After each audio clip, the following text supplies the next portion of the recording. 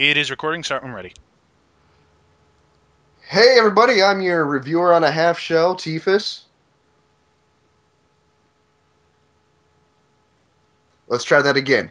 Hey everybody, welcome to DarkMatch. I'm your reviewer on a half shell, Tiefus. I'm the Revolver Man. And I'm DigiFox, the fox that rocks your socks. Wow.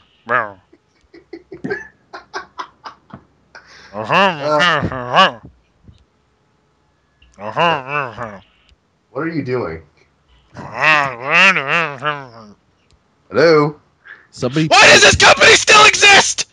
They should have got out of business years ago. They wasted all their goddamn money and all their goddamn talent, and it's still in the air. How do you fail upwards this much? Well, they can't run out of money because they're owned by Panda Energy, who, energy is perpetual, so they perpetually have money.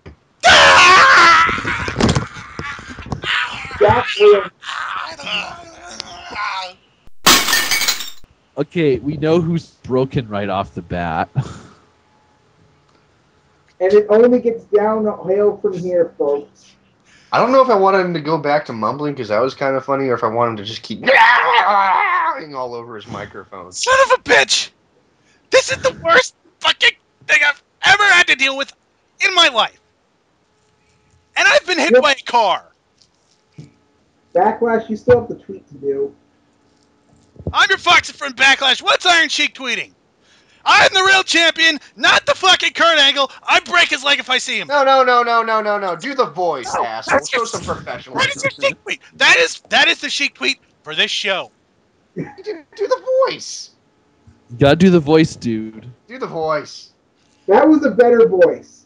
I call that the TNA Rage voice. Yeah, that was like Lars the day TNA goes out of business voice. I will murder Lars with my bare hands after tonight is done. All right, someone call the suicide prevention line. Oh, don't. If you can't tell, this episode of TNA broke me. It's very meta.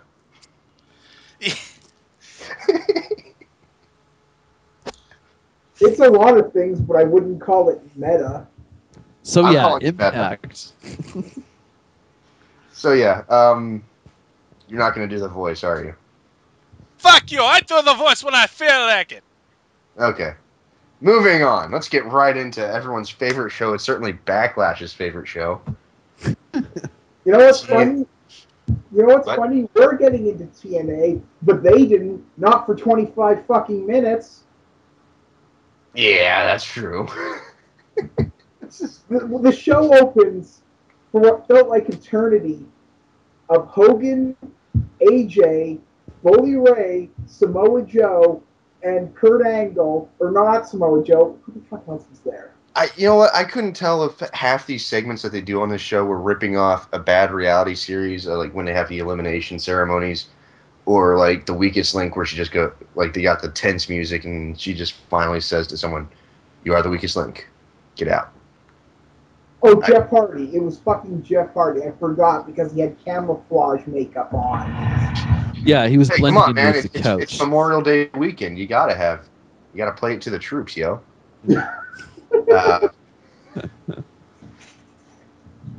Speaking of which, enjoy your Memorial Day weekend. We're stuck here talking about this crap. Shut up, Backlash. You act like you did it by yourself. Tiefus, you say that like it isn't half Canadians in the group today. Hey, it can be more than just our holiday. It's an international thing. Well, it's called Victoria Day up. Yeah, there you go. It's the same principle, right? Honoring people who made sacrifice. Yeah, let's go with that. Anyways, 25 minutes of Hulk Hogan basically saying the same thing over and over again. All he does is bitch about Bobby Roode. Bobby Roode's such a jerk, man. It's all HBK's fault, brother. We'll get to that, though. And I like the fact that they point out that AJ Styles had the longest running title reign before Bobby Roode, and then basically cap this up by saying, "Yeah, who cares about you, AJ? We don't." Also, apparently the NWA will never exist in TNA, you guys. Yeah, that's TNA. They like to do some retconning. It's like we're not even not even 3 minutes into the episode, and we're already like, the fuck are you talking about, guys? Oh.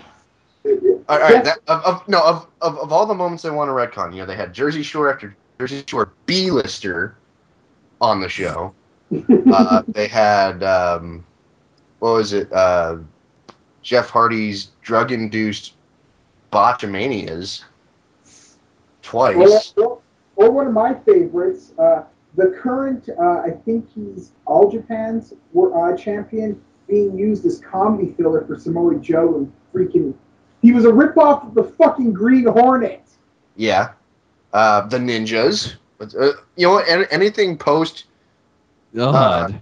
Post I remember that. Anything post 10-10-10 having to do with Samoa Joe. Hell, even pre-10-10-10, because... Well... I mean, Joe has stopped caring for about 3 years now. Okay, yeah. And pretty much anything to do with their Knockouts division since 10-10-10 too. They got all that shit and more, and this is what they want to retcon. This. The championship that they've had for many years, and was a championship for many years before that. Yeah, nope, fuck that. I mean, they had fucking Raven's serotonin stable thing. Oh god. Janice. Oh. But no, let's retcon this one. This is what we want to retcon. Bob and Janice, fucking Dixie's parents. Surge?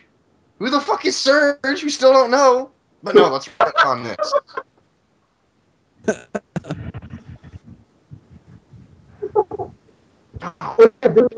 Victory Road.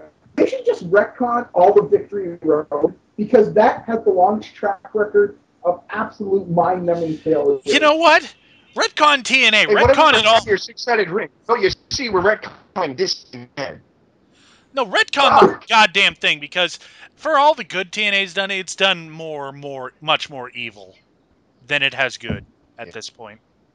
Yeah. Because... Very true. You know, I don't want to talk about this Hogan thing, because there's so much more that's going to piss me off.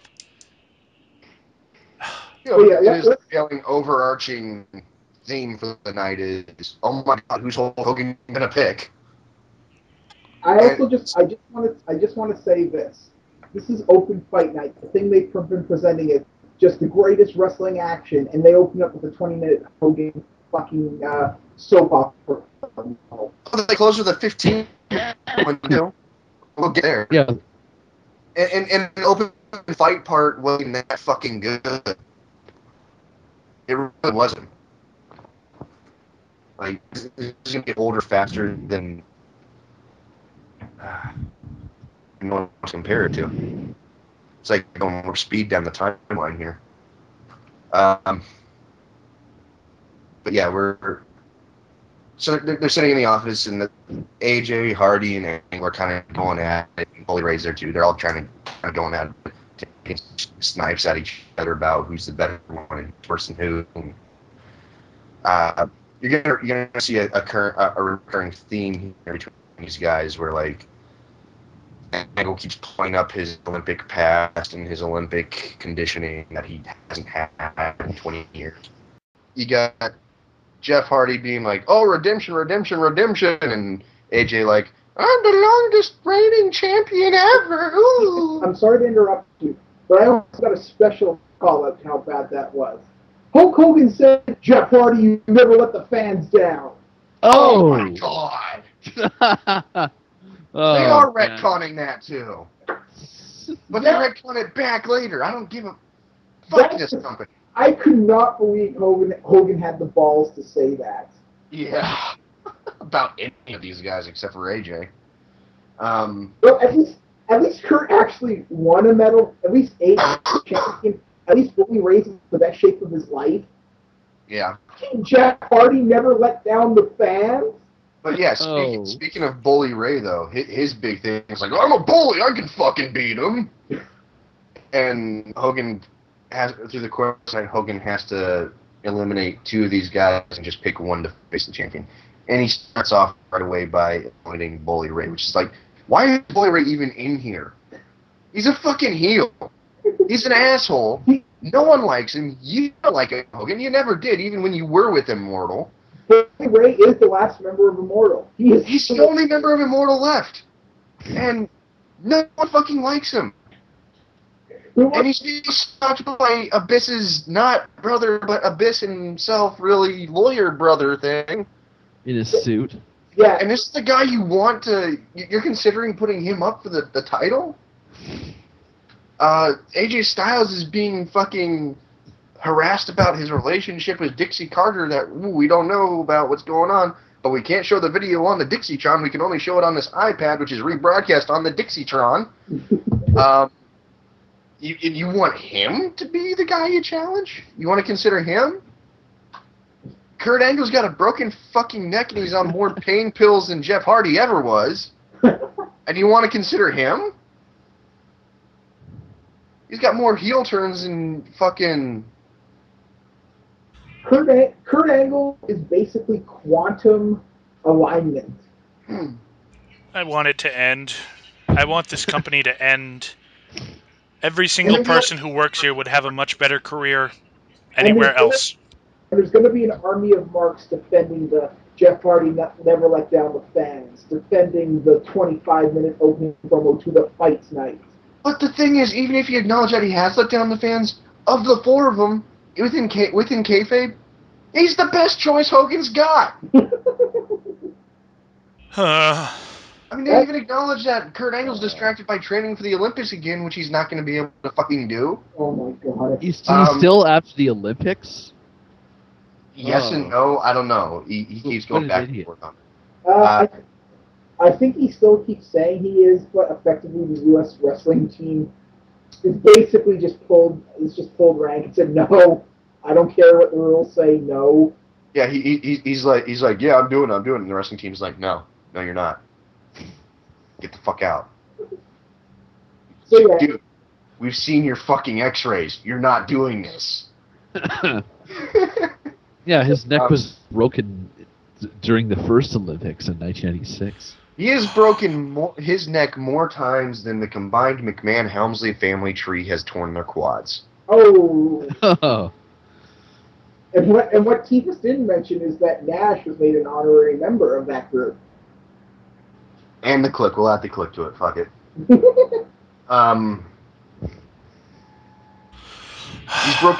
He's broken his neck more times than Scott Hall's broken a breathalyzer. There's your dark joke for the show. Okay, moving on. So right off the bat... Are you stapling yourself? I wish. That is me head desking. Backlash having a one-man hardcore match.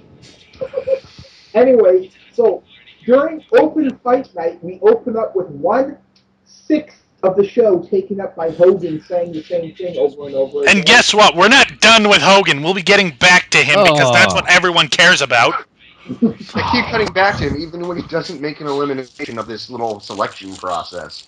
So we'll get to that. Anyway, so we start make with... a fucking choice, asshole.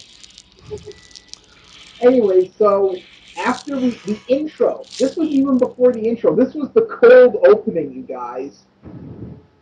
But after the intro, we get Gail Kim coming down to talk about how great she is, how much she's led the knockouts, and that the only stain is the fact that Eric Young still holds the knockout tag titles, which is, well, she's not wrong.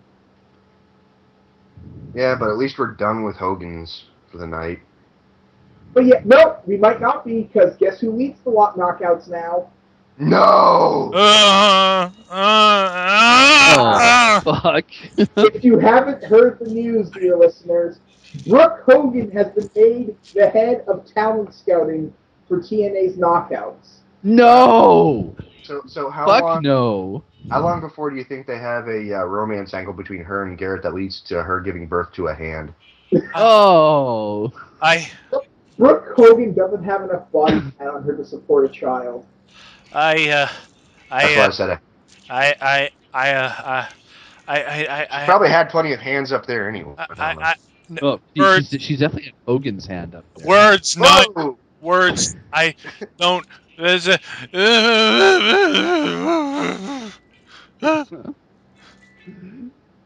Hey, backlash. It's okay, man. When you think about her, just don't think about her being in the Pussycat Dolls, or, singing the national anthem at a sports game, or cheering at the VMAs, or or coming to your town. Okay, to avoid killing backlash, let's go to something that wasn't half bad. Gail Kim and Reign versus Young and ODB. I don't care how this. Yeah, that wasn't half bad. I The, don't. the only problem I have with this whole segment is that they have started teasing that Madison Rain has a crush on somebody in the locker room when they've already acknowledged that she's married to an airman, and she's acknowledged that as much herself by wearing like Air Force themed ring gear to the her matches. Thank you for reminding me, T-Fist. And it's fucking Memorial Day weekend that they decide to start this on. Thank you for reminding me, T-Fist. Madison Rain's tiara, every time I see her, it's looking more and more like a rook from chess. It's just a little castle tower sitting on the top of her head. Eventually, it's gonna have like a BB gun turret on it, and that's how she's gonna win matches. She's gonna shoot somebody with her BB turret. I don't even. It's like a slowly evolving Pokemon, man. Eventually, it's going to be a Pope hat. They'll do that too. I would love. But they started this storyline with her, and it's got me thinking back to several military cadences involving Jody and how he's going to make sure your girlfriend's doing fine while you're deployed. It's like that, that's really nice and classy there, TNA. I'm sure it was accidental. I doubt that they actually did that with the intent of like she's cheating on her Air Force husband or whatever. But it's still like it's one of those things that because it's TNA and we're looking for reasons to be pissed off at it, even though we really don't have to look that hard. I found it. TNA, the epitome of class. I don't even care about this match. And this is the part of the show where everyone interrupts me, anyways. You're just making noises anyway. Well, my noises are important. Anyways, as long as they're not squishy noises. Some of the this might have been burying the knockouts a little, but one of the highlights I kind of liked was how the women would try to beat up on Eric Young, and Eric Young just didn't sell a damn thing about it. Like Gail Kim kind of clubbed him over the head a few times, and he kind of just looked at her funny with that Eric Young face. Yeah, that reminds me. I was down on campus on Wednesday and I saw a girl wearing a shirt that said EY on it. I'm sure it had nothing to do with TNA or wrestling or anything, but it just made me think. Yeah, he's a women's tag team champion. And that made me smile all day, even though I had to go to a class for programming. Anyways, let's move on from this. Gail and Madison win. Nobody cares. And we come back from the break, and Hogan is talking with someone on the phone who's coming to the arena. It's Sting. It's motherfucking Sting. It's not a surprise. It's not James Storm. Before we go too far forward, though, I do want to mention during that match, Eric and fuck, I forgot her name. How the fuck do I do that? The one with the cooter. His wife. Yeah, ODB. Jesus Christ, how did I forget that name? Cooties or cooters? Cooter. I hope it's not plural. They had some great tandem offense stuff in this. Like, just little spots where, like, they bounce off the ropes and come to the center over a downed opponent and stop and little, like, kiss on the lips and then double leg drop. They have a lot of chemistry. I guess that's because they're both crazy. They're having fun with this, and it shows. That's why this is probably their segments are probably some of the more fun on the show because they're actually having fun doing it. And Hogan thinks that's undignified. Remember last month's open fight night? Yeah, whatever. Moving on. Now to this next segment. So yeah, someone's coming to the arena. It's Sting! I didn't even have to It's read not the Sting. spoilers. It's Joseph Park. I Yeah. didn't even need to read the spoilers to know it was Sting. It's not Sting. Oh fuck. It's Joseph Park.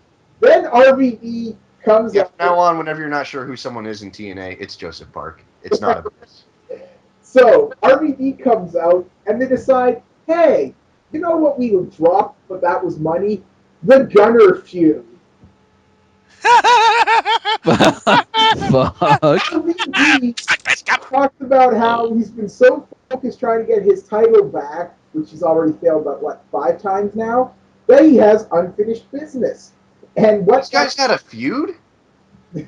It's news to me. Apparently Gunner put RVD on the injured shelf back in January. And when- must have missed that. No, wait, I remember this. What it was is that RVD got mad at Gunner for getting chocolate in his peanut butter, and Gunner got mad at RVD for getting peanut butter in his chocolate. and it ended with the DDT on the concrete. Yeah, and from there we just had the biggest, most epic feud in wrestling history. But yes, so So epic you have to forget about it when you're not watching it, just so you don't explode from the awesomeness of this feud. it can kill you with joygasms. Ugh. So yeah, Crowning of the RVD first versus Reese's Gunner. Pieces champion. Better champion than what's coming. Anyways, I thought of that joke on the spot, and I'd already put more thought into it than they did this feud. Gunner versus RVD. Gunner versus. Why is Gunner still on TV? Why is RVD still on TV? Why is Gunner? Why is Gunner?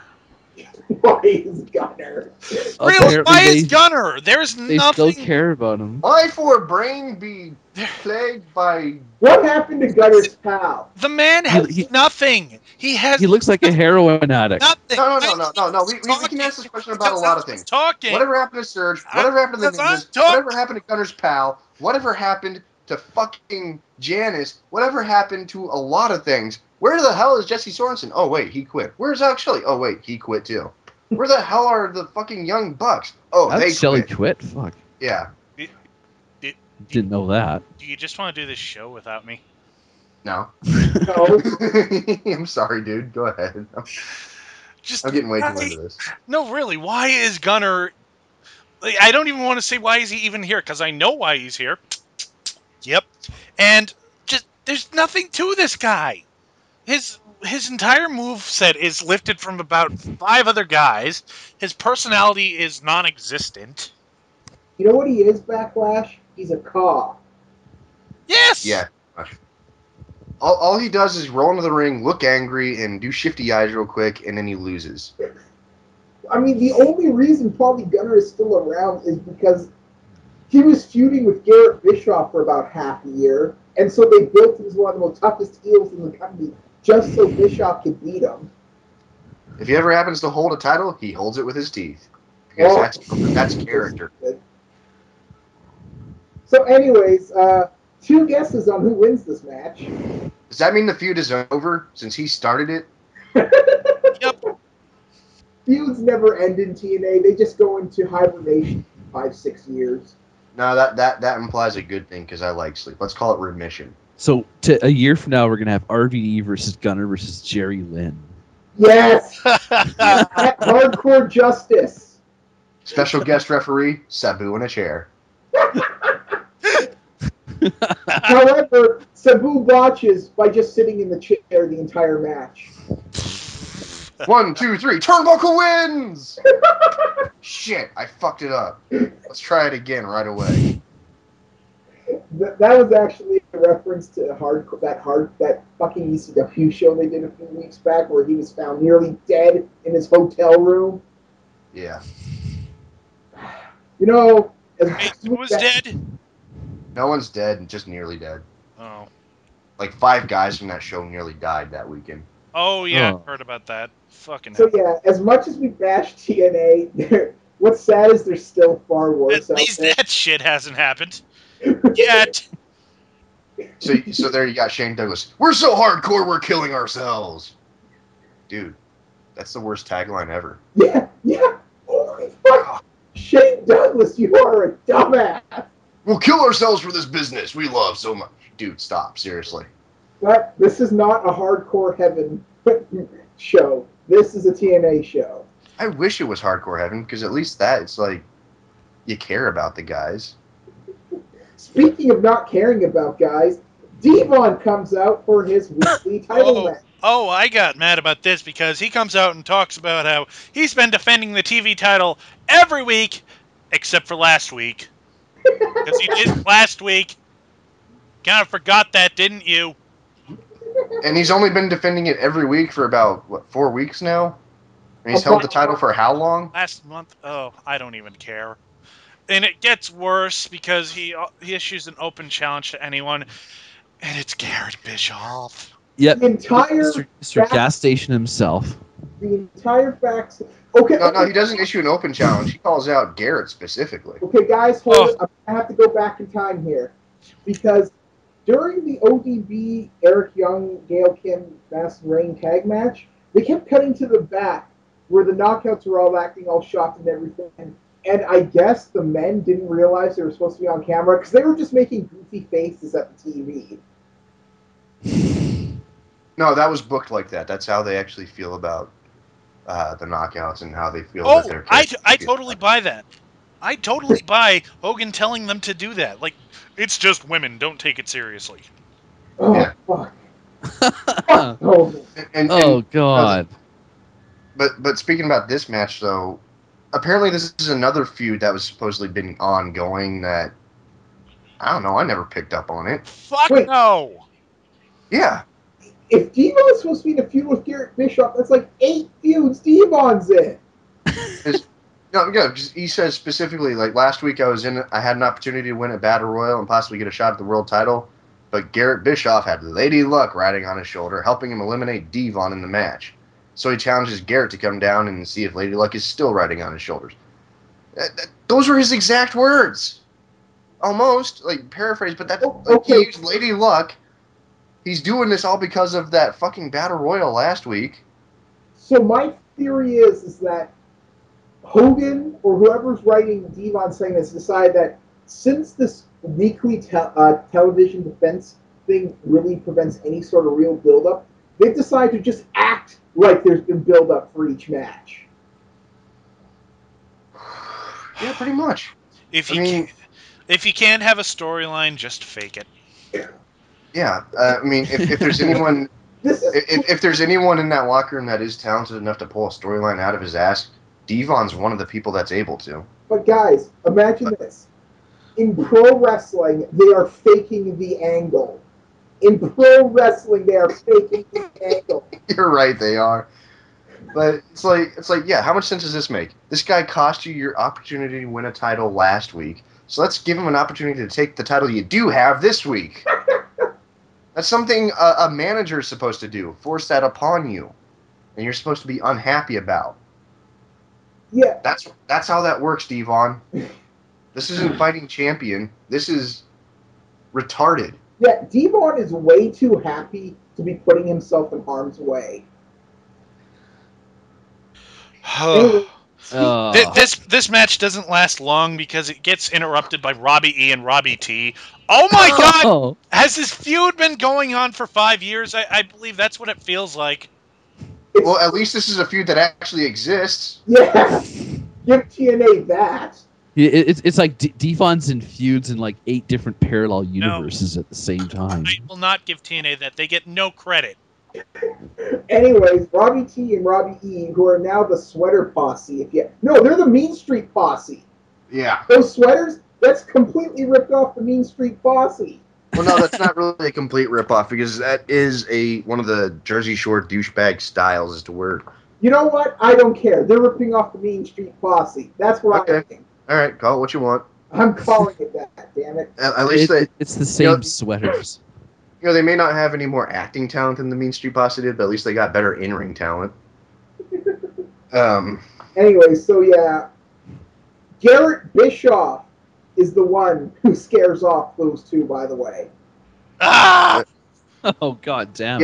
Yeah, they do a double beatdown on Robbie and Robbie, and then like they reluctantly shake hands and like raise each other's hands and shit. Speaking of, they're about to hit a double team move on Garrett Bischoff. Garrett does that double clothesline thing, and Robbie T doesn't seem to know whether he should sell or keep attacking Bischoff because then after he gets hit, he hits Bischoff, then he falls down. Yeah, It was so weird. it was terrible. Am I the only one that thinks that Garrett has gotten like significantly more in shape since he's switched from being a ref to a wrestler? Probably. Yes. The sad thing is that I guess Hogan's giving him more than just a magic ring. You know what? I'm going to say something neutral about Garrett Bischoff because no matter how good he gets, like let's say he does develop into a serious talent, does develop into his own thing, he is never going to be able to get over the stigma that Daddy was putting him over in TNA over everybody else. He's never going to get over the stick. Like, even if that wasn't the case, even if he came up the right way, he's never going to get over the stigma that Daddy is Eric Bischoff. Yeah. Fuck that. He's never going to get over the stigma of that hideous tattoo. Yeah, that gas station. Or that he works at a gas station. Yeah, the gas station tattoo. That's what I call it. Well, he, Gunner, and Brock Lesnar all go out and get tattoos together. Oh, fuck. Yeah, that's an entire different show. Why do wrestlers get such douchebag tattoos? Hey, Brock, what do you think about this one? I don't know. Garrett looks pretty good to me. Oh, hey, Lord Tensai, shave your back and, get a tattoo that shapes like a waffle iron. Where the hell is that one going? I don't know. I think you just make a fighter the joke. Oh, that's mean. That is mean. I'm sorry, Mega. Oh! Anyway, so after Robbie E and Robbie T get destroyed by Garrett Bischoff, we get more Hogan shit. Oh, God. More Hogan shit. Open fight night. 40% Hogan drama. And they got the tense music playing over it, too, so you know it's pre-recorded. Hey, guys, guess what you're not going to be able to do next week when you go live? I cannot wait for that. Anyways, they also had that trademark shit cam, focusing in on random posters in the background all the fucking time. Ugh. Like, I don't know what they're thinking with that. One of the biggest criticisms in movies and TV shows nowadays is shitty camera work. And they're trying to emulate it.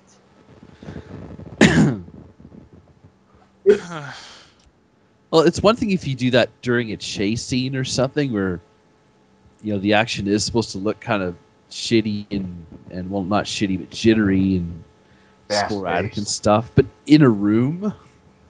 Well, so it's an action sequence where there's supposed to be an element of chaos and confusion. Okay, yeah, sure. But don't go overboard with it. Not even then. I disagree with that because the cameraman's supposed to be the all-seeing God eye and isn't supposed to be affected by that, but that's another video show altogether. But yeah, so we get poor camera angles, we get Hogan saying things over and over again, and we get him just throwing out people. Yeah. But so after that,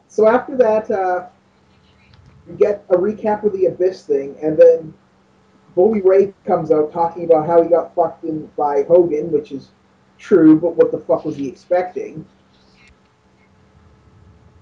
And then we get more Joseph Park stuff. Why is Joseph Park still a thing? Abyss is back. Nobody's buying it. Question. Why is Joseph Park acting like Abyss is still gone when he came out and talked to him? I don't know, but it's just... They need to stop. They really need to stop, and they need to... I mean, honestly, I do like, the trolling that Abyss is doing of Bully Ray with this. Because it's like, all right, this guy's a bully. He tried to take me out. Let's come back at him with a little bit of psychological warfare and have someone weaker than him, obviously weaker than him, get inside his head and just bully him psychologically. I like that's a creative way to go about it. They fucked it up because they had Abyss come back last week, or however many weeks ago that was. Well, yeah, he comes back at the end of a segment that has nothing to do with Joseph Park, mind you. Does that don't? So it's like just all that much more obvious that it is Joseph Park and Abyss all in the same person. It's like way to telegraph it, jackasses. And so yeah, then and then Joseph Park's still acting like they have. Like, why didn't Bully just go? What the hell are you talking about? He just came out. Like, why was Bully Ray saying I didn't have anything to do with it? Why didn't he say nothing obviously happened? Yeah. It's like, am I the only one who's thinking that end was a botch and they weren't supposed to show that? That was like extra footage. They decided, no, we're gonna keep Abyss's appearance back, but they still showed it anyway because they fuck up like that. And then they just ran with it, like acting. I don't know how they could have botched that because it was a pre-recorded show. So like that stopped them from botching stuff like this in the past. Remember Tanay and Wes fucking on camera with the script. Yeah, but that's a quick camera cut that someone didn't catch or whatever. And okay, this is an entire fucking segment that you're saying that they didn't mean to happen. But the way they're presenting everything is like they're acting like it didn't happen. That doesn't mean that they didn't mean for it to happen at the time. They meant for the fucking ninjas to happen. You're applying anti-logic to this. And look how that turned out. Oh. Yeah, I mean, I'm not saying I'm not trying to defend TNA here because it's stupid either way. I guess I'm giving TNA too much credit for assuming it was just a mess up rather than they're just stupid. Yeah, it may sound like I'm defending TNA, but actually I'm trying to say no, they fucked up bigger than that. Anyways, Joseph Park is talking about how big Bully Ray is. Ray's like, fuck off, I'm getting sick of this. And then Joseph Park's like, no, I just want to have a trial with your peers, and these look like your peers. I thought he was going to have wrestlers come out of the back. Yeah, me too. It's like, I'm sorry, but the little kid with the Hulk fists and the face paint from, Adventure Land or whatever it was, it's not Bully Ray's peer. So anyways, do you think he's not guilty? Boo. Do you think he's guilty? Yay! Because that's how juries work. By the way, that verdict brought to you by Woo Tape number 1 and Cheer Tape number 6. Yeah. So it's a figurative trial. And really, you know what though? Even with that, the setup for the segment was actually pretty good. Had they not done the fucking Abyss return, this entire angle would actually be pretty fucking good. It's a long, slow build thing. And even though I know it's TNA, and even if they did all that right, they'd still fuck it up in the end. Mm-hmm. At the time, it's good because Joseph Park is like, I'm not a fighter. I'm not a fighter. I've never gotten in a fight again in my life at all. And Bully's like, shut the fuck up, just yelling at him and shit like that, and just talking down to him. It's actually kind of interesting. Yeah. Because also Joseph Park is the cowardly face. We've never really seen that before. Well, he's not so much a cowardly face. He's just a guy that knows the score. He's like, if I were to walk into a room with the fucking Big Show, am I going to try and pick a fight with that? Honestly, he might start crying. You know what I'm saying? No? Yes, of course, I completely understand, and I think the reason why that Abyss thing, notwithstanding, the reason why this is coming off so well is simply because Bully Ray and Joseph Park are talented enough to make it work. Yeah. Because it's not TNA's writing. But anyways, no, it's definitely not. It all ties in. You see this all over the place, like with Josh Matthews getting destroyed by Brock Lesnar a few weeks ago, and it's the small guy that's not really a wrestler, but he's got a job to do or whatever. He's got business there. And some heel is just making his life miserable, and he's like, fuck. But what's interesting is because that often happens, but it's very rarely you ever see that smaller face guy try to make the heel's life as hellish as possible. Oh, yeah.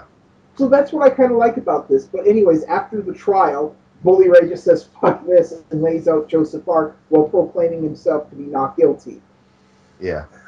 I would love to see that in a real trial. Backhand the judge, steal his gavel, and declare himself not guilty. Yeah. Great. That's wrestling. Yeah. Oh, okay. Up next, we start the gut check challenge, and who was this guy? I've never heard of him. I called Joey him, Ryan. called him 70s man because he was the hairiest motherfucker I've seen in a long time. Oh. When I first saw him, I thought, hey, Bruce Campbell's a wrestler now. Honestly, I saw his hair and his little goatee thing and the sunglasses he was wearing during this big net. I was thinking, wow, is this guy ever going to get cast as a dirt bike rider in a 90s movie? You know, it's just like, where's the Saved by the Bell camera effects with this guy? If he came out to the Saved by the Bell theme. Zooming in and out really fast. They didn't have the money for it. Anyways. This shit comes free on fucking Windows Movie Maker. Yeah, you know what's sad? They had to get the lower end Windows Movie Maker, TNA. Windows Movie Maker is free to begin with. They had to get the one where they pay you to take it. Oh, God. That's $5. Take, All right. All right, come on. Anyways, moving on. His gut check challenge is against Austin Aries. But first, I gotta say something. Does anyone else get the feeling that gut check was invented just to give Al Snow screen time? Oh, shit. It might have been his idea. Well, it's like Al Snow doesn't really do anything else snowy. He just comes out. Well, remember, They just pay him to make really perverted Twitter jokes that just don't work. well, I remember, like, I think freaking Backlash might be on something. Because remember when he came out to break up that fight and inexplicably was the most over motherfucker on TV? Him and D'Lo Brown. Yes. What? For the judges. Like, had. So that might be TNA going, well, he can't wrestle anymore. He's not going to wrestle anymore, but we need to get him on TV because he's clearly over, brother. I got it. You know, I have no doubt that he could wrestle still. I don't think it's a matter of No. Go back to Hardcore Justice 2010. He can't. Yeah. But anyway, that was the last time I know of him being active wrestling. Yeah, I think. But I just want to say there's a difference between being able to wrestle and being mentally willing to. I guess so. But anyways, he's clearly not. Gut check. Joey Ryan jobs the fuck out to Austin Aries, and I don't see him winning. Yeah. That's the thing. Throughout the entire match, they're talking about, oh man, he's getting his ass kicked. But you know, it's not all about winning. It's about just impressing the judges. Yeah. Well, like, what would the judges like to see? And TNA said, would they like to see him lose? I'm like, what kind of fucked up moon logic is that? So you'd think a built-in stipulation to being even considered is that you have to actually win your match. You know? Well, I mean, it is a competitive sport. You're applying logic where there is none. Speaking of which, where's the last guy that they had on Gut Check? They're not doing shit with him. He's probably jobbing on his... Think about any time WWE has a match where the stipulation is like, all right, you want a job with the WWE, and I'm not sure if I want to give you a job, so you're going to have a match. The stipulation is always that if you win the match, you'll get your job. It's never, well, if you impress me, even if you lose. Yeah, losing is not impressive. And another thing when WWE does that, it usually means the guy he beat to get his job is going to start feuding with him. So yeah, instead of this, go ahead. It's always something like that. That person's going to be involved some way with him for at least a couple weeks. Not just, like Backlash said, La Resistance 2003 guy just vanished. Yeah, he did. Yeah. I have to assume if Joey Ryan gets hired, like, is this going to end up like Money in the Bank, where they're too afraid to say the guy loses because just like Money in the Bank, he'll kill the gimmick? No, really, I view it more like their version of Tough Enough with only one contestant, because I've already forgotten the last guy they had on it, and he's probably already been released, or there never was a contract to begin with, and this is all just for show. I would not be surprised. Like I said, the only way I remember him is because he had Law Resistance trunks on when he did his "I Want My Job" after Gut Check. The problem with this thing is that at some point, someone's gonna have to not get a job because they can't just keep hiring a new person every month. They don't have the funds for it. Yeah, but like Backlash might have had it. There might be no contract. This might be all a fucking work. Ugh. And you know what? Hogan, Dixie, and Co. are the kind of people that would pull this kind of horse shit. You know what? I'm actually gonna. I'm going to Impact's site right now. I'm gonna check the roster and see if I can find that job. See if you can find the guy from last month. Yeah, that's what I'm doing. Yeah, that's because he got the contract. He was hired, so he should be on the roster list. Oh, he's probably flipping burgers and catering. Just a one-way ticket to OVW is what. Does anyone remember his name? No. Fuck. I know. I remember what he looks like, but that's it. I can go. I can check Impact, and you guys can continue without No, me. I've got it up right here. I'm going through and. How long before you think we'll see John Morrison on there? Oh. No. Knowing John Morrison, he's not going to be there unless Melina gets the title first. Okay, I don't remember the guy's name, but I'm pretty sure he's not here. Because I at least know who all these people are. Then he's not there. Yeah. He's not there. So it's Alex Silva. He's from OVW. If it's between him and Joey Ryan to get hired, Joey Ryan is probably going to get hired because he's been wrestling for 10 years and he's actually can do things in the ring. Oh, so. shit. Thank you for telling me his name because I found him. I missed him because he's right next to Alex Shelley, and I guess my brain just skipped over that. Okay, so all right, so he actually is on the team. So at least there's that. No, that's just their site. I mean, until we see this guy in a match on Impact, in a feud. No, not even a feud. He can job to a guy, and I'll believe he has a job. Okay. You know what I would have preferred for Gut Check is if the guy trying to do Gut Check had to beat the guy who just won Gut Check. It's you know what though, Backlash. Based off of all of Ryback's opponents, you don't have to have a job to job. I'm just saying, just throwing that out. Least, if he's on TV once, I'll still. Yeah, I know. I'm just being a dick. Yeah, but still, it's just. Oh. Anyway, so apparently this. Like Christopher said, Joey Ryan actually does have a lot of experience. According to what I just pulled up, he's been part of PWG, Ring of Honor, and he was on Wrestling Society X. Yeah. I've also read that he has actually had a few matches with Austin Aries back in the Indies before he worked with TNA, and I don't know. I just didn't see it in this match. Not a whole lot of chemistry, but again, it was almost a squash match. Yeah, I'm actually gonna.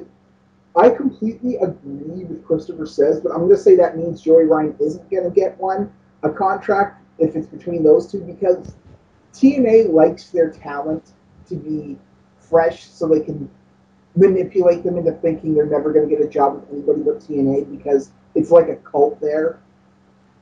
Well, and if they're fresh, that usually means they're healthy, so they can abuse them longer. Yeah, that's true. Yeah, if Joey Ryan has 10 years of indie work behind him, he's probably on the peak of his health. Yeah. All right. Well, we'll see next week. But Digifox, did you have anything to add? Well, I honestly I would like to see more of Joey Ryan. So I'm actually digging his gimmick. Interestingly enough. What's his gimmick? What? That he's a hairy motherfucker? That he looks like an 80s action. Oh, that's what happened to Albert's back hair. Oh, Joey Ryan stole. I didn't think I'd come up with any jokes for this. That reminds me of Raw 2 when you could steal freaking supplies from the other wrestler. I think they should just rename him Hostile Gato and just be done with it. Oh, God damn it. Anyway, Yo, you know what? Even in the WWE, if they had a guy named Haas Delgado who just went around acting like that, you know you would want that motherfucker to go for a world title push. You know you would. That'd just be too fucking awesome not to have. anyway, guys, do you want to know a sad fact? No. This is the open fight night, all about the greatness of wrestling, blah, blah, blah, blah, blah. 3 matches on the show tonight. And a squash match is the big chance someone has to gain. Well, wait, is that correct? I mean, let's count through it. The tag match, Gail Kim and Madison Rain, Oh, ODB. sorry, 4. I miscounted. That's one. RVD versus Gunner. Sadly, I have to count that. I assume you're not counting the TV title match because it went to no contest. No, That's technically 3. That was a segment, not a match. That's technically 3. And then this, and then the main event. It's like 5 So, matches. 5 matches. 5 matches, all probably never went over 3 minutes. Well, no, this last one goes a pretty long fucking time. This is a good half-hour match. You know what? I'm going to be honest. Well, first, let's run through it because we got to bring out Hogan, and he's got to make it all about him and who he is going to pick to take on Bobby Roode. Yeah. And Bobby Roode comes out first, and the commentators are like, "Oh, he doesn't even know who he's gonna face. Hulk Hogan doesn't even know who he's gonna face. Oh my God, this is so. He could be breaking the record for longest title reign. Blah, blah, blah. It's like, Am I the only one who thinks if Hogan wasn't so crippled as he is now, he would have thrown them all out and said, "I'm gonna do it, brother"? I was half expecting that, to be honest. it'll happen. Like if they don't give it to Sting at Slammiversary, Bound for Glory, Hogan's taking the title. no, just for Bobby Roode's entrance alone, they spent as much time having the commentators put over the pros and cons of having Kurt Angle versus Bobby Roode or AJ Styles versus Bobby Roode, and the toughness of the choice that Hogan has to make, and that he hasn't made the choice yet because it is so tough, and Bobby Roode has no idea, blah, blah, blah, blah, blah, blah, blah. They spent as much time having them put that over as they did for the entire fucking match, including the run-in beatdown for the TV title match. And they've had 2 fucking segments totaling almost a half an hour so far for this shit.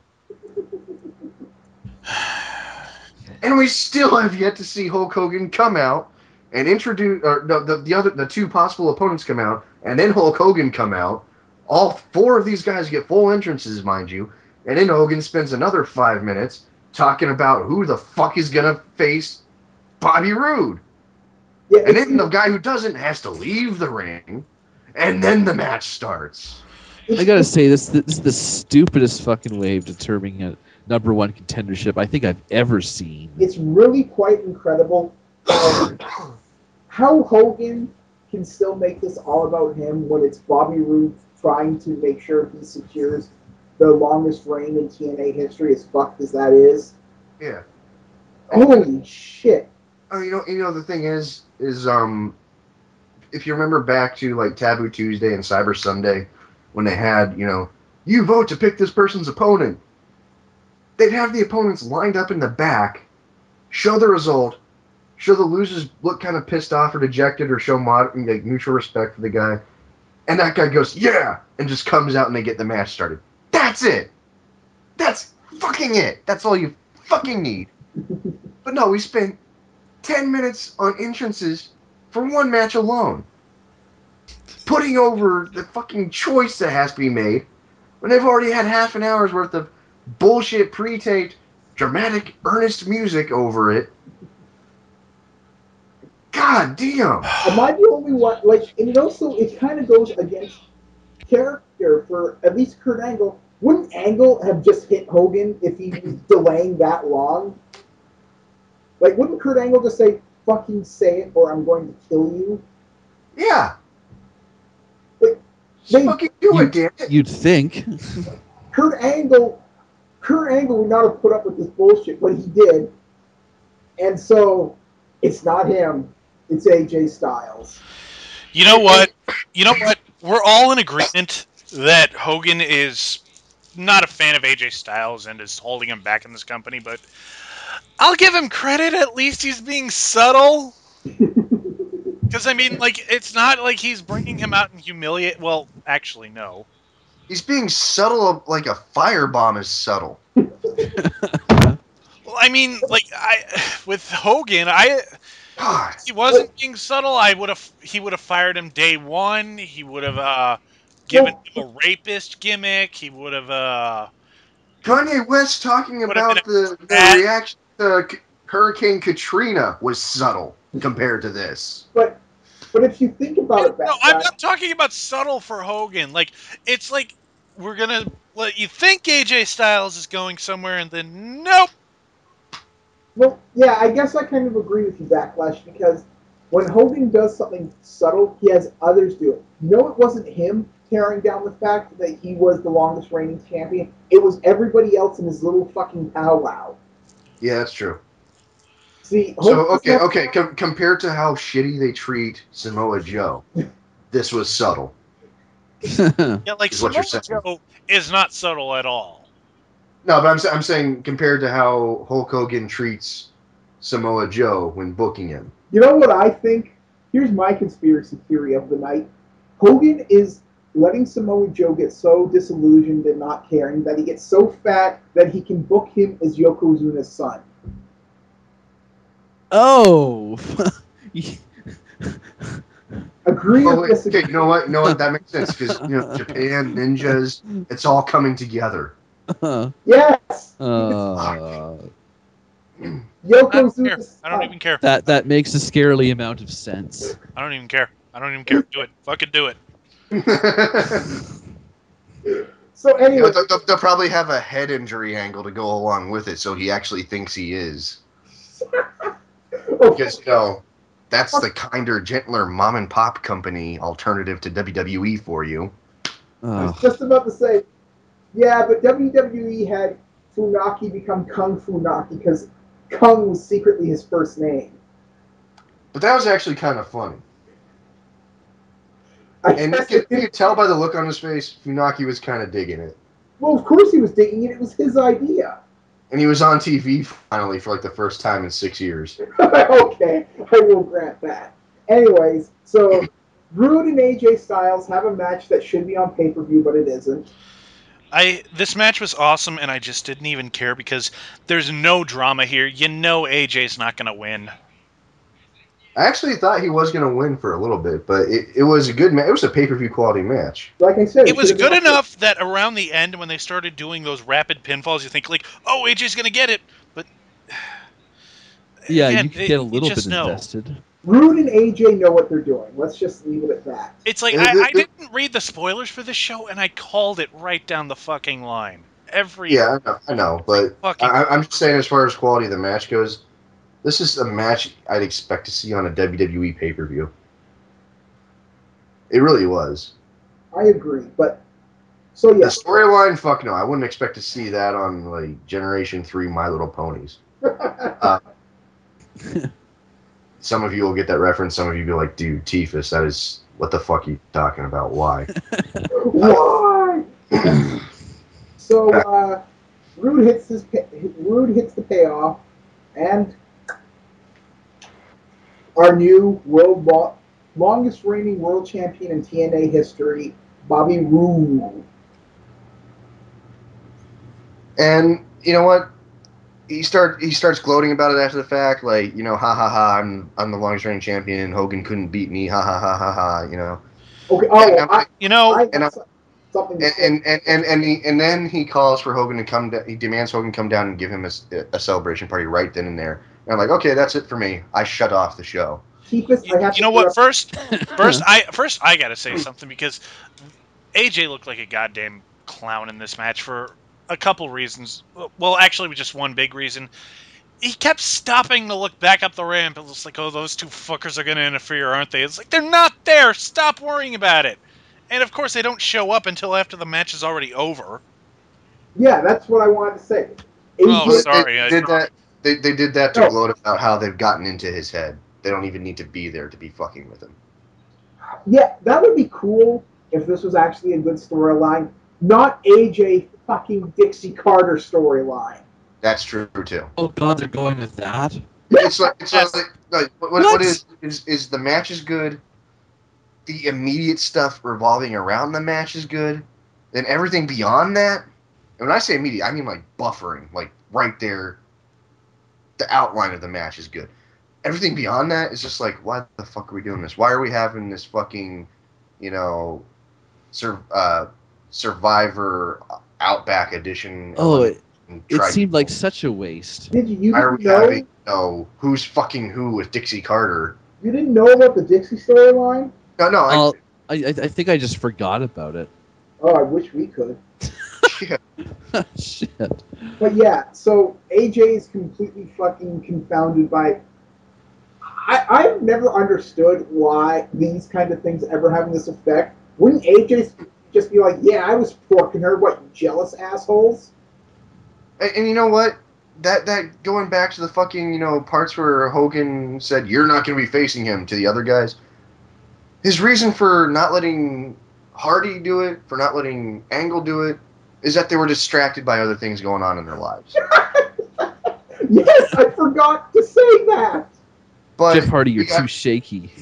You're too shaky. You're just not reliable to focus on. Yeah, you're too shaky, Hardy. You're too Kurt shaky. Angle, I'm not sure about you because you're focused on the Olympics. AJ, these guys are getting in your head about you fucking the boss. You're the man, brother! You know, and by Hogan's fucked up logic, who's the best to deal with it? Bully Ray, because yeah, he might be distracted, but his deal with this distraction is he's just gonna kick Park's ass. No, he wouldn't. He wouldn't even. He doesn't even let Park distract him during his matches.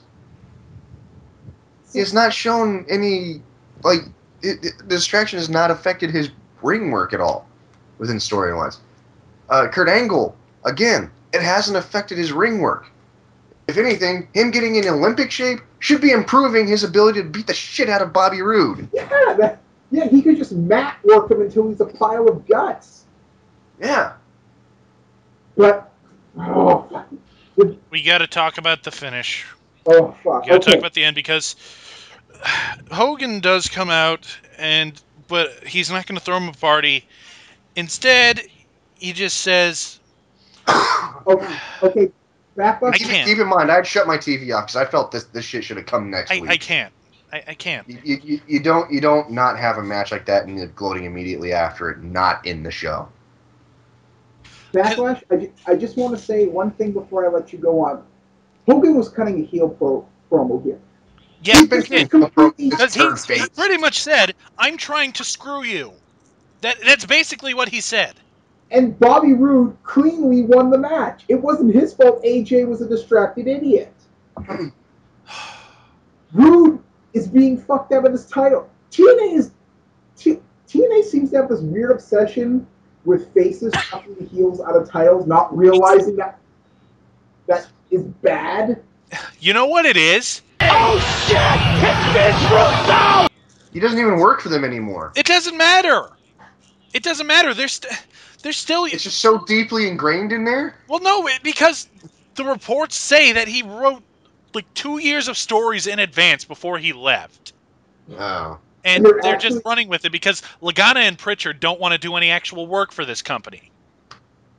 That's probably 50% of the problem with TNA. 50% is old people trying to get themselves over. The other half is people behind the scenes just not fucking doing their job.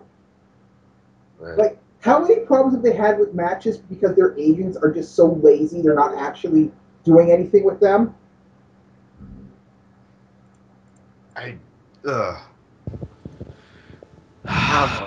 So he basically just says that, like, oh, I've got the deck stacked against you, brother, and I'm going to get the title off you, and this is the guy who's going to do it. And there's a guy coming out. Care to guess who it is? Garrett? I'm going to have to say the Ultimate Warrior. I'll give you a hint. Not Sting, I know that. It's not Sting. James Storm. Not Sting. No, it is certainly not James Storm, and I kind of doubt it will ever be James Storm because that would be logical. But I know it's not Sting. I know you're not going to say it's Sting because it can't be Sting. You sitting down, Tiefus?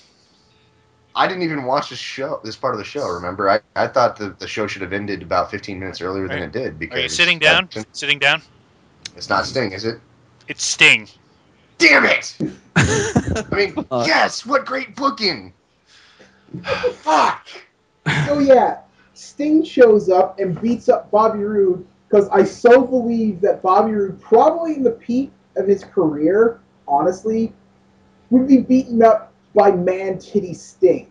Hey, Sting, he just went through hell in a title defense against AJ Styles. I don't care. Best man in the company to take the title off of him, except he's not. Sting is looking worse than fucking Ric Flair.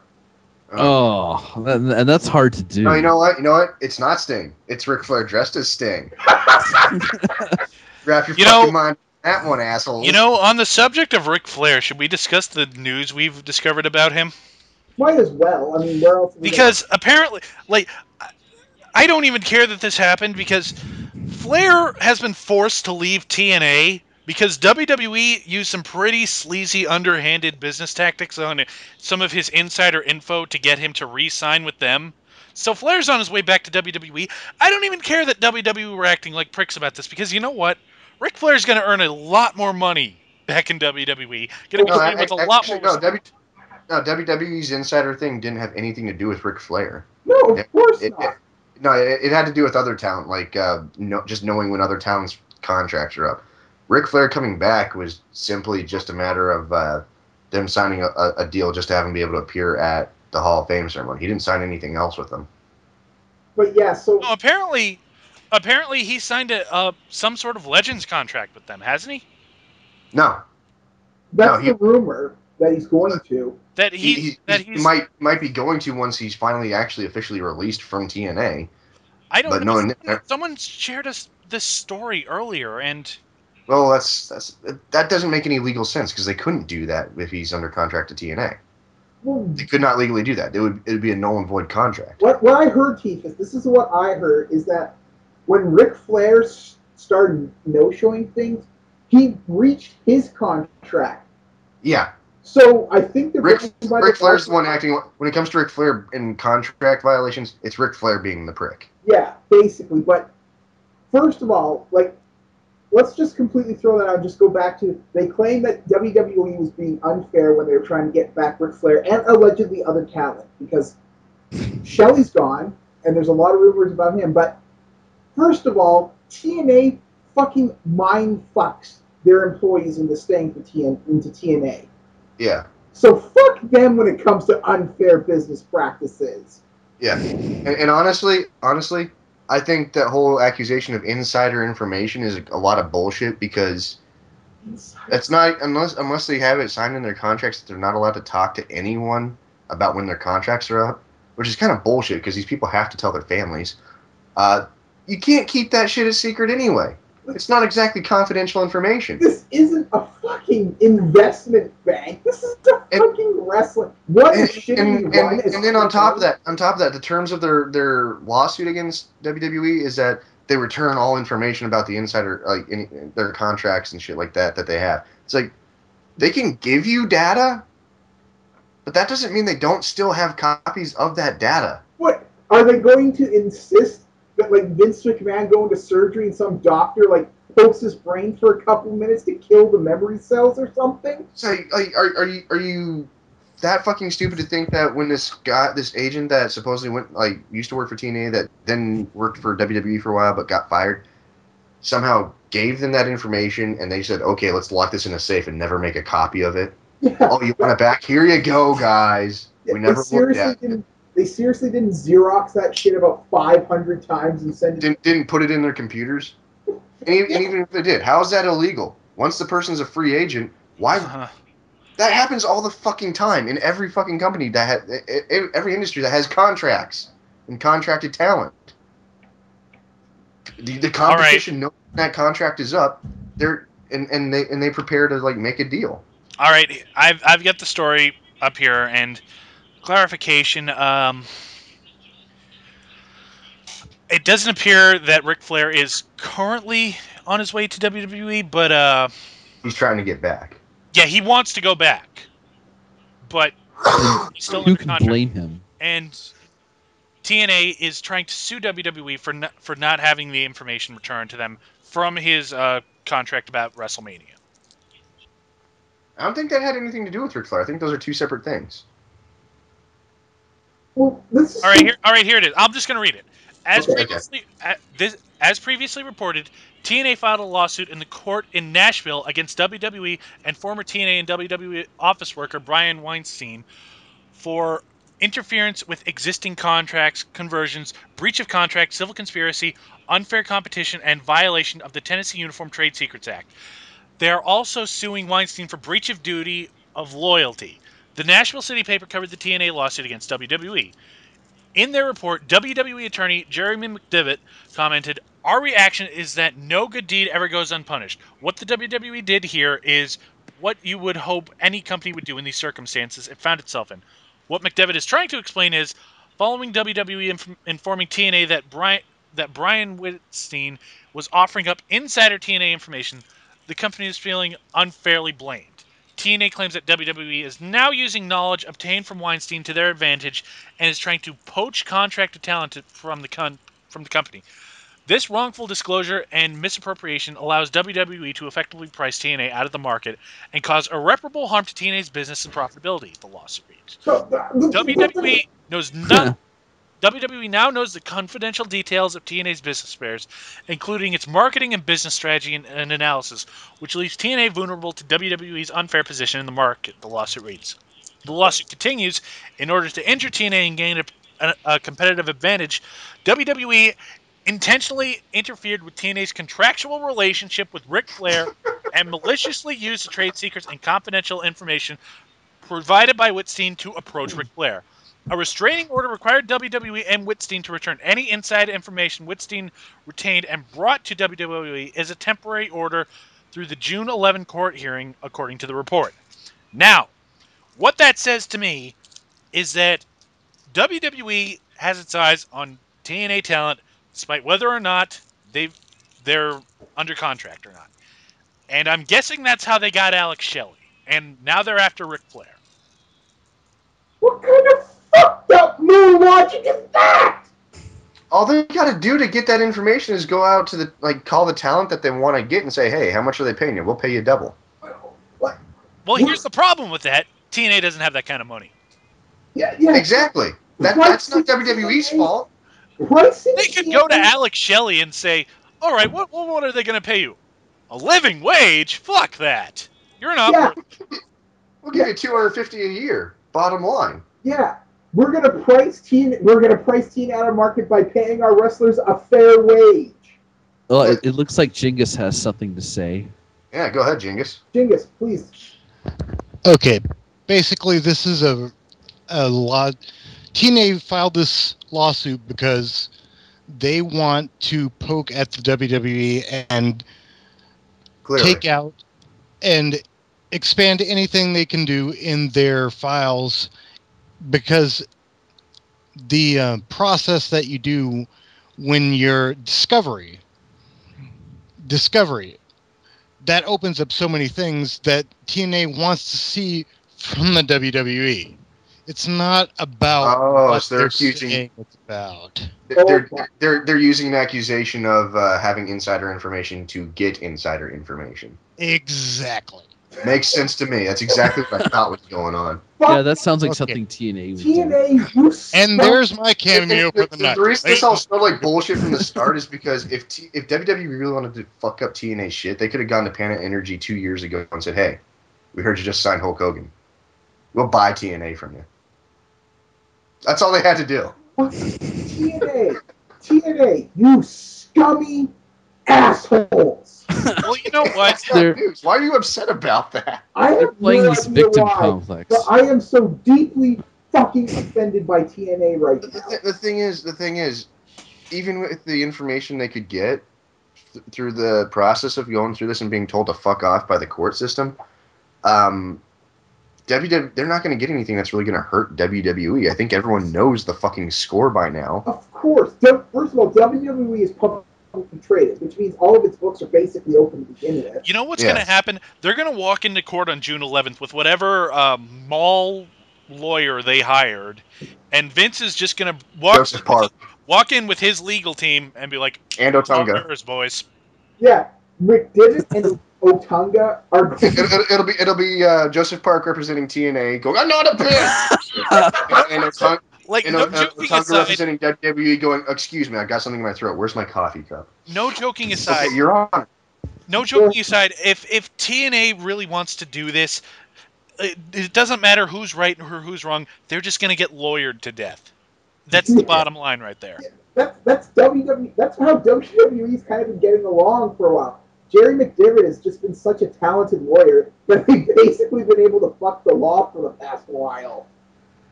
Let's just say, when it comes to a legal matter, you never go after someone who can seriously outprice you in the fucking legal department.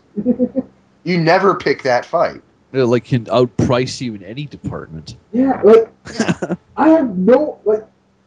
I guarantee you, Mommy Carter over there at Panda Energy isn't going to want to fucking, pay out enough out the ass to deal with this shit. Yeah, TNA, like, I've always been a firm believer that TNA only exists because the Bob Carter knows that Dixie Carter can't run Panda Energy, so he's willing so to they're doing this to keep her busy and keep her away from the shit that really matters. Yeah, he's and it just makes me wonder, though. It does make me wonder, though, how much of her business practices they actually approve of and employ over at Panda. I'm going to have to assume none, because they're actually a pretty successful company. Successful doesn't mean ethical. Yeah, well, the thing is... At least not in the U.S. I don't know how you guys do it in Canada up there. I mean, Bob Evans and shit like that. But, you know what? It's not... I don't know what's out Bob Evans. If TNA was just unethical, because that's kind of how WWE is, if you want to debate that, at least WWE every year sees black. TNA every year sees red. That's because WWE is unethical where it counts. And that sounds horrible, but like when they're unethical, they're not really evil unethical per se. And they know not to try and do something that's gonna hurt. If they can see something's obviously gonna hurt them in the long run,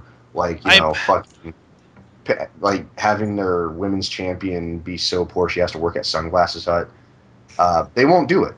They won't be unethical in that way. So that kind of keeps them more or less on the ethical side on the things that actually do matter. Like WWE, you'll never see what happened in WWE with Daphne, because if a wrestler fucked up another wrestler because of their sloppiness, and if they knew a wrestler was sloppy and they still let that happen, they would pay for the injury. You know what? I'm honestly trying to think of the worst thing WWE has done in the past year, and the only thing that comes to mind is after Mark Henry tore his groin about 3 times and they still expected him to work. Yeah, that's the worst thing that I can think of. I can think of. That was what I was about to say too. Is that they're putting Mark Henry on for some.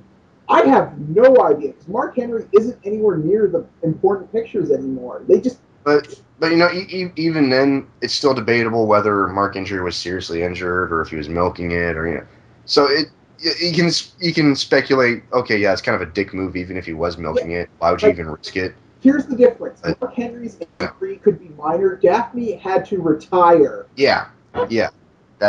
She's not fully retired. She's coming back. Oh, I thought it was like Bret Hart. I don't think she's full on retired. I might be wrong about that, but it's either retirement or 3 years on the shelf. Pretty much, yeah. I mean, that's not, if you are going to come back from injury like that, it's not going to be a fast one. No, but she might be coming back. TNA. Anyways, I think I'm done ranting about TNA. Yeah, we've been on this, but we'll follow the story and try to keep you updated. Yeah. There's nothing. We got some four corner. We got to catch up on the four corners side of things too. So. Exactly. There's not much more to say beyond. Next week they're going to have a lumberjack match between Sting and Rude. I don't think they said it was for the title though.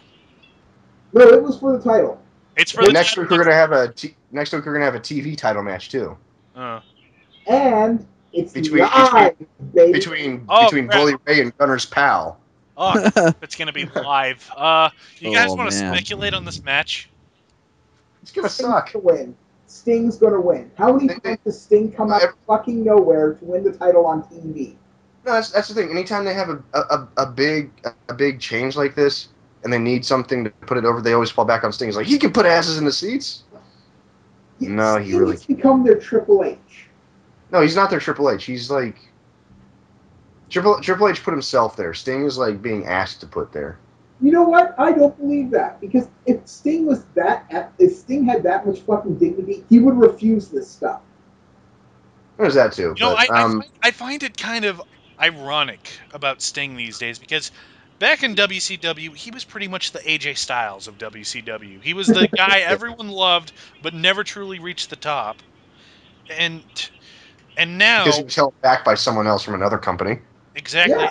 and now here he is doing the exact same thing 10 years later. 10, 12 years. I don't want to see Sting and Rude's title reign after this long. It's I said he shouldn't be the dude. I said I wanted someone to beat Rude for the title. Not this way.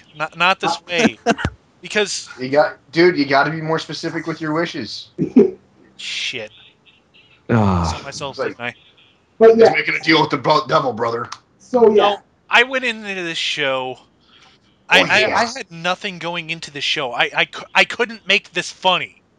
So all I had left was to get mad at it. There was nothing redeeming on the show. Absolutely nothing. For as good as the main event was, there was no drama or weight to it. AJ Styles looks like a fucking moron, and I've given up. I've given up. I know I've said that TNA shouldn't go out of business. Someone should come along and make it better. You know what, Fix it. TNA? Go out of business, all right? Just go. Just go. I don't care anymore. I don't care about you. I don't care about the shit you do. I don't care that any person on your roster would do better anywhere else. They'd make more fucking money at Sunglasses Hut, and that is a proven fact. Wow. Oh, sad but true. You know what? I cannot wait for the TNA marks to start trying to attack us and defending this shit. Go ahead, all of you listening. Bring it. Bring it. I love it. I love it. I feed on it. I love. It gives me a boner. Oh. I'm getting hard at the thought of it. I have loaded both barrels, baby. Revolver Man has loaded both barrels. If Sting wins, You're next dealing week, with a double-barreled revolver, you sons of bitches. I'm going to throw myself off a bridge. Just let it die, because all TNA's doing is wasting anyone's time, including ours, which is another point I want to bring up. Can we stop reviewing this shit already? No, it's actually kind of getting so bad it's funny again. Anyway, TNA It's going live next week. How can you pass that up? I've stopped thinking of TNA as a wrestling business, because it's not a wrestling business. It's a sideshow in a Universal backlot. It's a circus. yeah, that is probably TNA in a nutshell. It's Panda Energy's adult daycare program for Dixie. Yeah, that's TNA in a nutshell. It's adult daycare for Dixie that also serves as time filler for people at Universal Studios waiting for a real show to start. Yeah, pretty much. Is this the line to the Hulk? It's a bad parody of a wrestling program. It's I not was even trying to a get to fair- Harry Potter land. What the fuck is this shit? You know what? That's why WWE didn't buy TNA 2 years ago, because Where's it's not a Cartoon Land? I want to get the Dagwood sandwich. WWE doesn't care. They bought WCW because they wanted the WCW brand. What is the TNA brand going to do for WWE? Nothing. They will buy it No, eventually. no. They'll at least It'll buy buy the glasses, library, if is what nothing they else. do. You know what's going to do for them Backlash? Because You know what's going to do for them Backlash? It's going to let them make the Self-Destruction of Sting DVD. oh, then the tag team will be complete. Oh. You know what they should do then is just like splice footage of both Sting and Ultimate Word, so it looks like they were a tag team the entire time, just like they started as. Anyways, that's enough of TNA. I have reached my limit Yeah. on TNA. Let's end this show. Yeah, this episode has been going on too long. Let's bring it home with what gets more screen time than Jay Lethal. Wasting. Oh, I feel like no, we changed this weren't we game. going to do... No. that's tomorrow's. Jimmy. That's tomorrow's show. Shut it.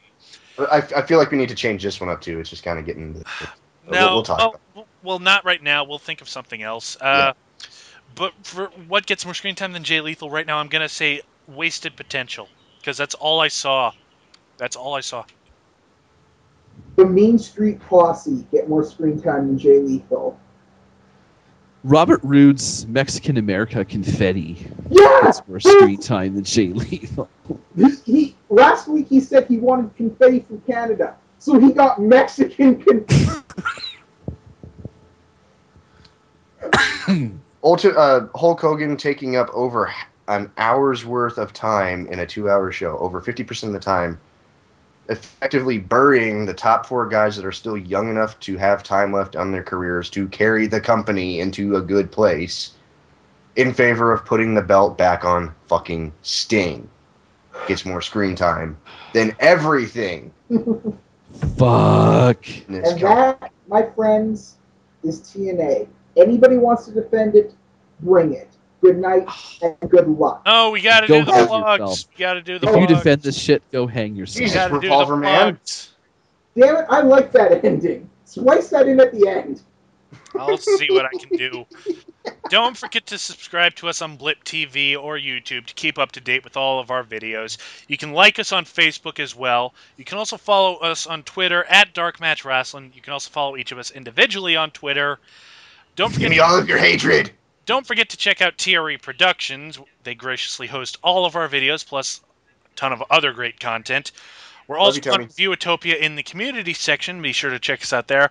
Last but not least, check us out on the Spoonie Experiment forums. We'll gladly yell at you for all your wrong opinions. And then I'm we'll your get Fox you from banned. Backlash, I'm and DigiFox. I'm the I fox that need rocks your socks. goddamn drink. Where the hell is my boots? I'm the Revolver Man, and I need a drink too. I think I need to find my flask. I think I got some 3-year-old tequila in it. But my name is Tifus, and that's it for us. So, good fight, good night, good luck. It's all Godspeed, BK's. and we'll see you live next week. Fuck it. It's all BK's fault.